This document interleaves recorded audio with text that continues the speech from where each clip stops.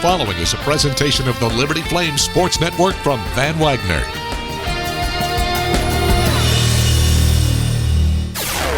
Welcome to the Liberty Flames Clubhouse Report from Van Wagner on the Liberty Flames Sports Network.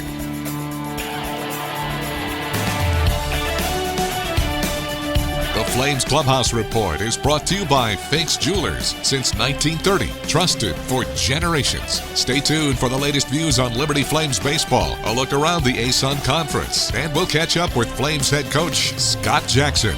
Now, here's the voice of Flames baseball, Nick Pierce. Hello, folks, and welcome to this NCAA Regional edition of the Liberty Flames Clubhouse Report. I'm Nick Pierce. Glad to have you along here as we prepare for postseason play. The Flames are in the Knoxville Regional coming up here this weekend, and Liberty will take on Duke Friday at 12 noon.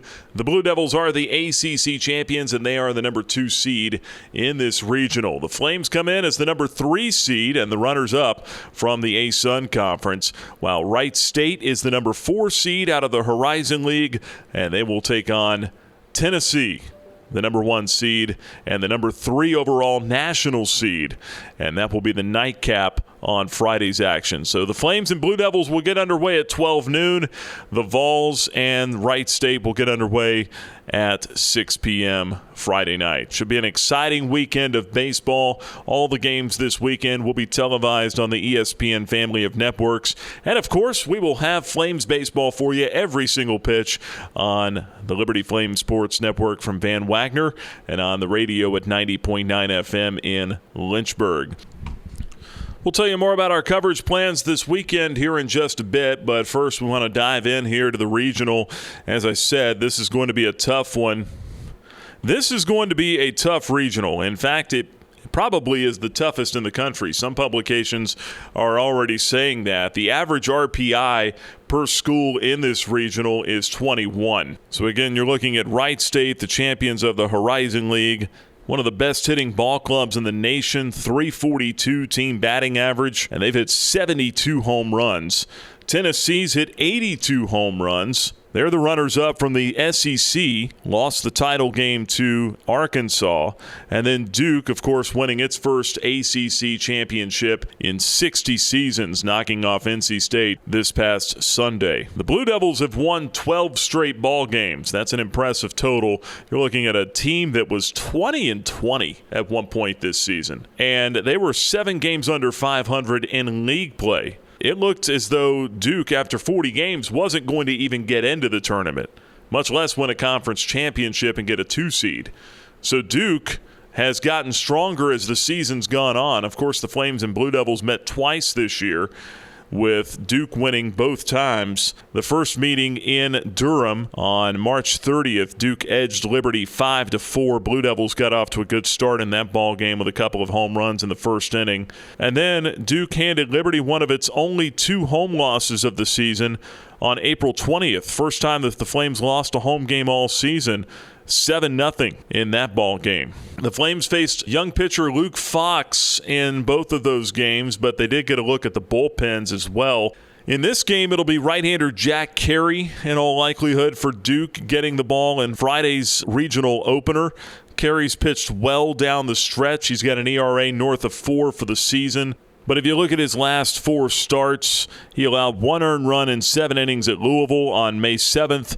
1 earned run at Clemson on May 20th over 7 innings, and then 1 earned run, 2 runs altogether versus Miami in the ACC tournament on May 27th. He also gave up a 4 spot to Virginia Tech on May 14th, but he did wind up pitching 7 innings and striking out 7 in that ball game as well. So Carey is throwing the ball well down the stretch here. But so is Trevor Delate, and that's who the Flames will start on Friday. 3-0 with a 1.08 ERA in his last 3 starts. He's allowed just 3 earned runs in that stretch. He also has 2 complete games in those 3 starts, 2 walks, 18 strikeouts over his last 25 innings pitched.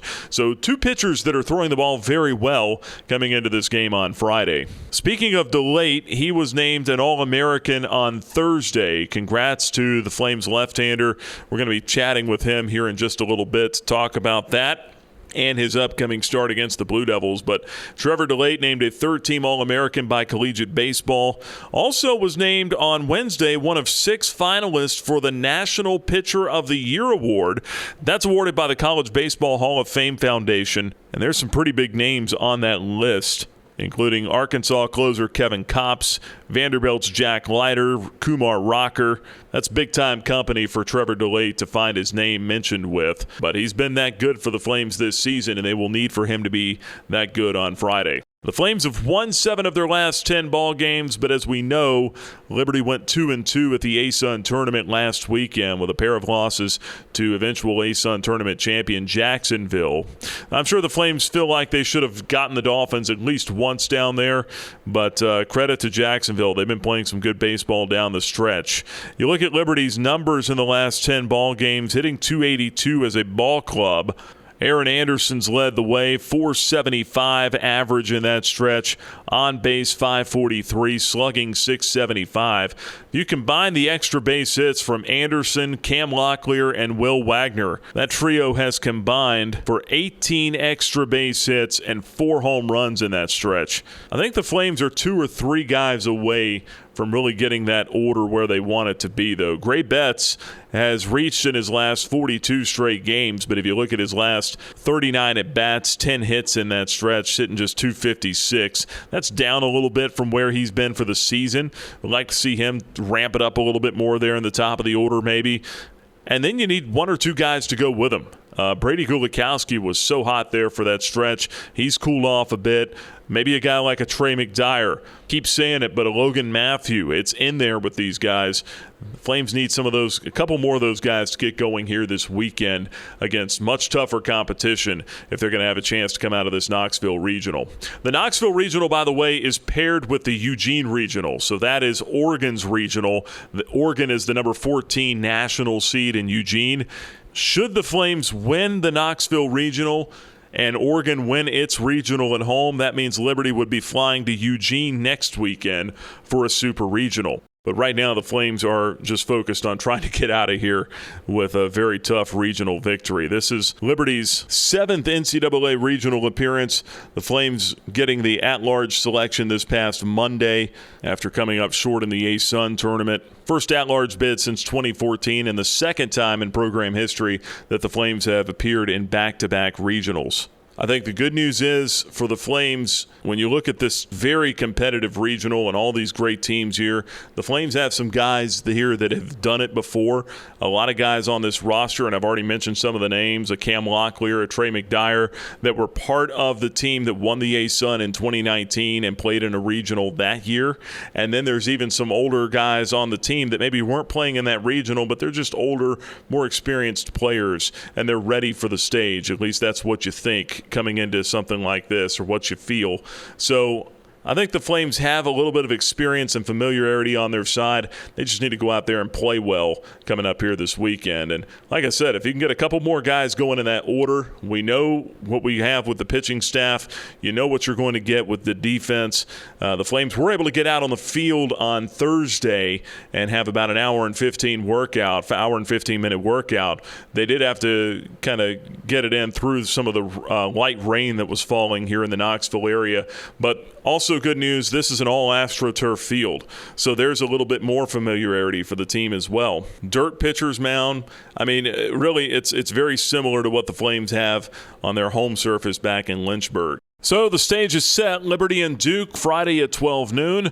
We'll talk more about it here in just a little bit. We'll visit with the head coach of the Flames, Scott Jackson, a little later on. But when we come back on this week's Liberty Flames Clubhouse Report presented by Finks Jewelers, we will catch up with the ASUN Pitcher of the Year. All-American left-hander Trevor Delate joins us. He will start the Friday game against Duke as the Flames look to get started with a victory in the Knoxville Regional. We'll hear from Delate after this on the Liberty Flames Clubhouse Report presented by Finks Jewelers. The countdown to kickoff is on. Willis again to throw. End zone. Caught! Liberty Flames football is ready to rise in 2021. Rise with us. This fall, see your back-to-back Cure Bowl champion Liberty Flames take on Army, Old Dominion, and Louisiana Lafayette at Williams Stadium. Season tickets for all 6 home games start at just $70, a savings of 51% on single game price. Get your tickets now at lufootball.com.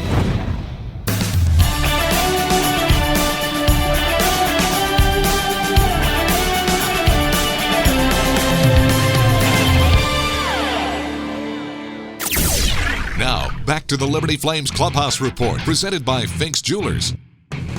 Podcast continues this week, and we visit now with an All-American pitcher, Flames left-hander Trevor Delate, also named one of 6 finalists for the National Pitcher of the Year by the College Baseball Hall of Fame Foundation. Trevor, congrats on all of that. I mean, the accolades just keep on rolling in, but there's still baseball to be played. I mean, how do you put it in perspective and appreciate where you are, but also keep your eyes forward? Yeah, it's definitely special, and I mean, it's something that with a great defense and having Gray behind me, it's something I know that I didn't do it alone. I think that's the biggest thing. I mean, but then at the end of the day, I think I can gain a little bit of confidence from it in terms of going into this weekend and just understanding kind of who I am as a pitcher, and gaining confidence in the fact that I can pitch against that high level of competition. So yeah, I mean, we'll use it, and we'll try to gain some confidence from it. But at the end of the day, I mean, we just got to win tomorrow, and just got to give the team a chance to win. I know the news broke after you guys were already on the bus. Were you getting some phone calls from Morgan, from your wife, or from parents, or was anybody blowing you up about that? Yeah, I mean, definitely got blown up.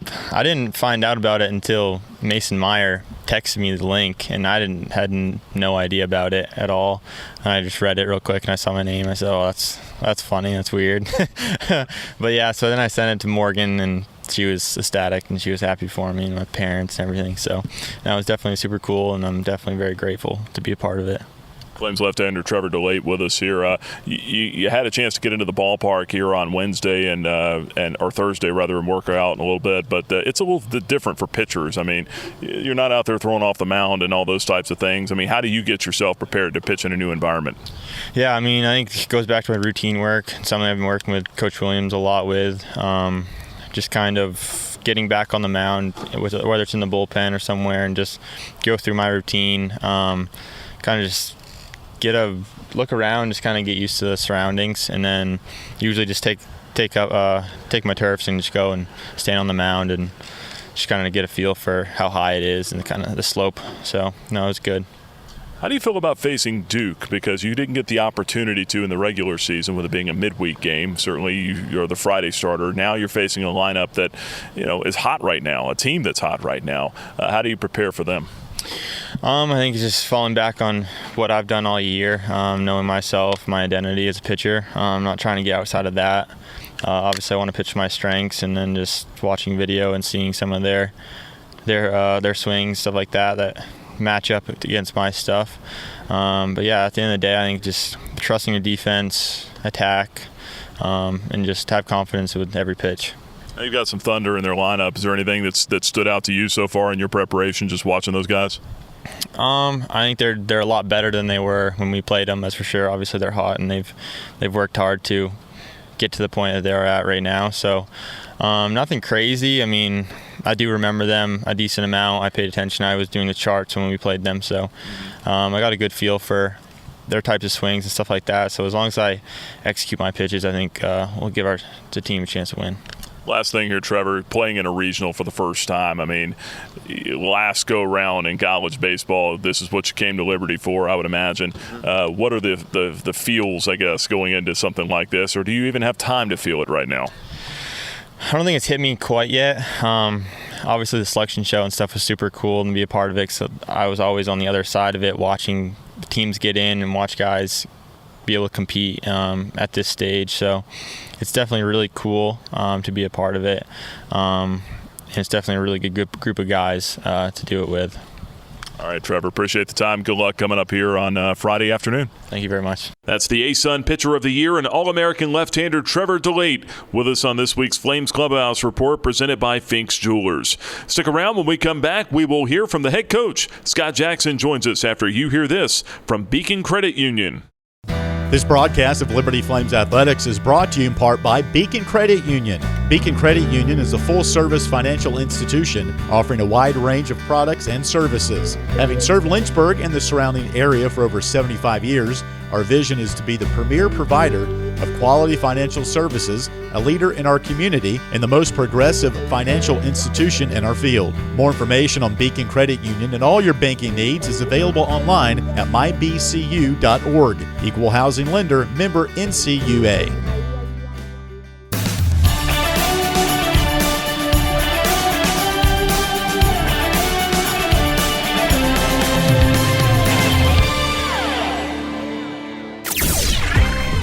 Back to the Liberty Flames Clubhouse Report, presented by Fink's Jewelers. This week's show continues with the thoughts of Liberty head baseball coach Scott Jackson, presented by Beacon Credit Union. All right, we're here in Knoxville. It's Liberty in the Knoxville Regional taking on the Duke Blue Devils here this weekend, and we visit now with the head coach. And you've had a chance to get out on the field, get a little workout in, had to dance around the rain a little bit. But overall, what did you make of the workout and the energy? Yeah, no, of course they had energy, and certainly, just that time of year. So when you're practicing in June, I told our guys the other day, that's a good thing. When I type them that email and it says June, and you get to send out the practice plan, that's what the goal is. So a little bit faster than normal, obviously with the rain being on the artificial surface. Turf's a little bit more firm than ours. Ball stays down a little bit too. So it was good for us to get used to that, get out there, get going, and get all of our position players in the outfield and infield, hopefully used to it. How's the preparation been this week? I mean, I know we talked on Selection Day that it should be a little bit easier with the familiarity with Duke and even Tennessee. How's the preparation gone? It's gone good. I mean, we've got a lot of video to watch, certainly when you've got three teams and two of them that you haven't played this year. But at the same time, our focus right now is on Duke and being able to, just kind of see where they are based on where they were when we played them earlier in the year. So, that's been our focus from a coaching staff standpoint as far as practicing our players go. We really haven't changed much. You don't want to do anything out of the norm, stay in the routine and allow our guys to get their swings. I was tickled to death that we had a drivable regional so that we could get a workout in on Wednesday instead of just cashing in Wednesday as a travel day.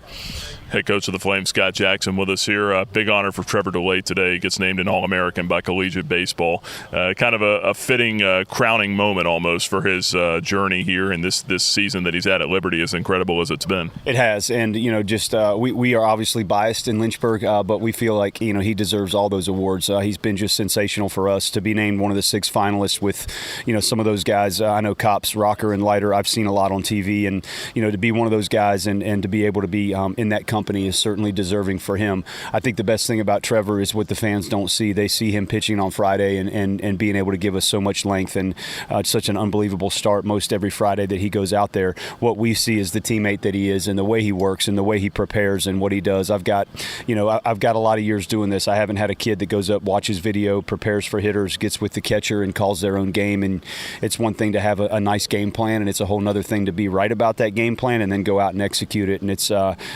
I'm just soaking in the moments with him because he's been special. And when you come here and you have plans and you have goals to be able to go out there and do what he's done, that means a lot to us certainly, and I know to him and his family.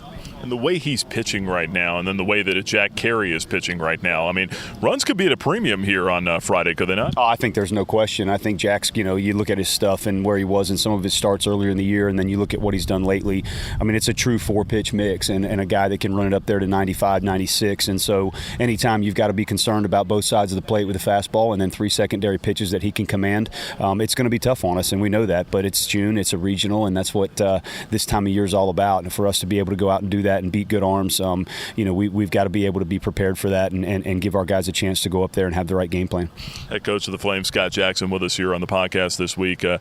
Looking at late game situations here, both of these teams have some strong arms out of the bullpen. How important do you think it'll be? We talk about getting a lead early, but to have a lead late in a game like this. Yeah, I think it is. I mean, it's anytime you play, you want to be able to turn it over to your bullpen and hand them a lead instead of us trying to scratch and claw back off of arms that we haven't had a look at yet. Most of the time, teams that are in this position have a bullpen where they can match you up like they want to and really make it difficult on you. So little things like having good at bats early in counts and early in innings is going to allow us to hopefully have opportunities to score. That'll be what I'm most focused on for our guys, is being able to start an inning with a good at bat, get that leadoff runner on, give us options, maybe pressure their defense a little bit by moving some runners and putting some guys in motion. So that's always the plan going in. Easier said than done, but we'll look forward to getting out there and attacking them, and I'm sure they feel the same way about us.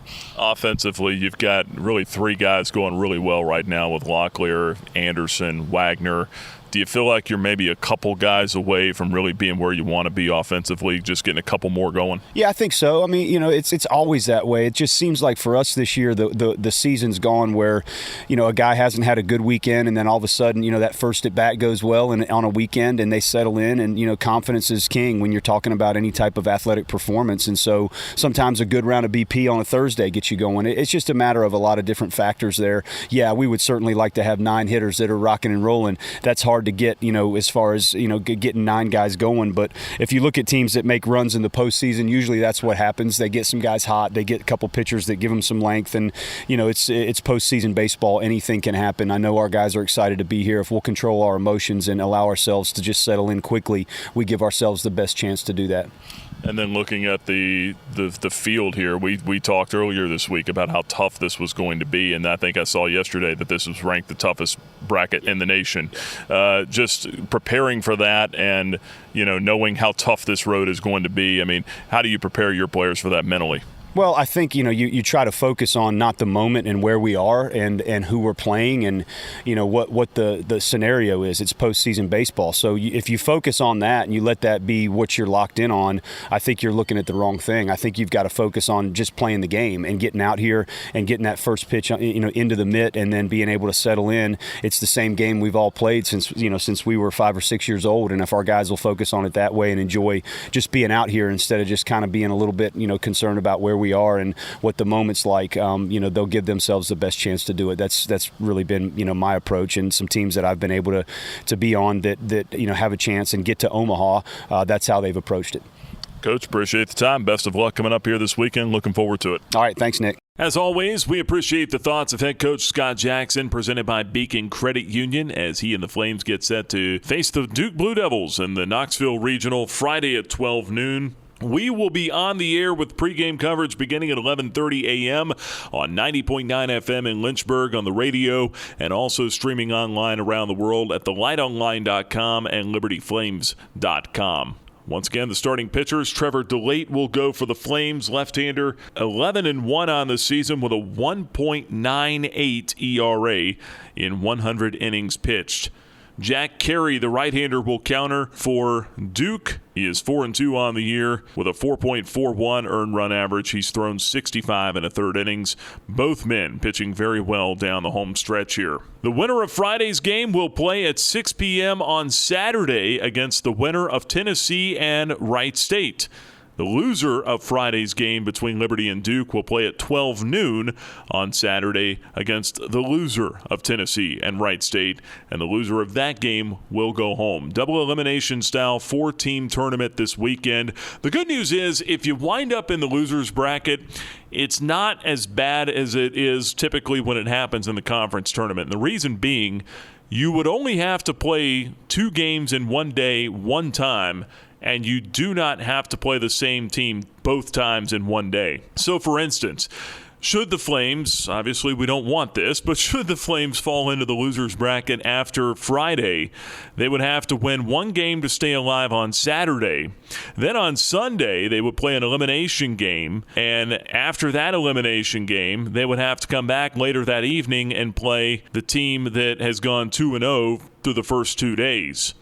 So you'd have to win the elimination game first on Sunday, then turn around and beat the 2-0 team Sunday night to force a 7th and deciding game from the whole weekend on Monday. You'd have to come back and beat that same team that you beat Sunday night again on Monday. So not quite as daunting, but still from a standpoint of using more pitching, it's going to be best to try to get this thing done in 3 for whoever's going to come out of this thing. I think especially for the Flames, that's probably going to be the best formula, is to try to win 3 and move on to Supers next weekend. Should be in good shape weather-wise, looking at partly cloudy skies. Temperatures in the upper 70s at first pitch on Friday, and I don't think we've got any more rain moving in here until possibly Monday. So that's the forecast for the weekend. Should be great weather, should be great baseball. We're looking forward to it as the Flames look to make a habit out of going to postseason. And like Coach Jackson said, playing in June, that's what you play the game for, that's what you coach the game for, are these moments at this time of the year. So we're looking forward to it. Hope you'll join us on the network coming up this weekend as the Flames look to advance in the postseason. Want to thank our guests this week, Flames pitcher Trevor Delate and the head coach Scott Jackson. For all of us at the network, I'm Nick Pierce, saying enjoy the baseball this weekend. We'll talk to you on the radio from Knoxville for the NCAA Regionals. Till next time on the Liberty Flames Clubhouse Report, presented by Fink's Jewelers, my name is Nick Pierce, saying so long, everybody. You've been listening to the Liberty Flames Clubhouse Report, presented by Fink's Jewelers. For more on Flames baseball, check out libertyflames.com. You can also follow the team on Twitter and Instagram at Liberty Baseball and on Facebook at Liberty Flames Baseball. The Flames Clubhouse Report is an exclusive presentation from Van Wagner on the Liberty Flames Sports Network.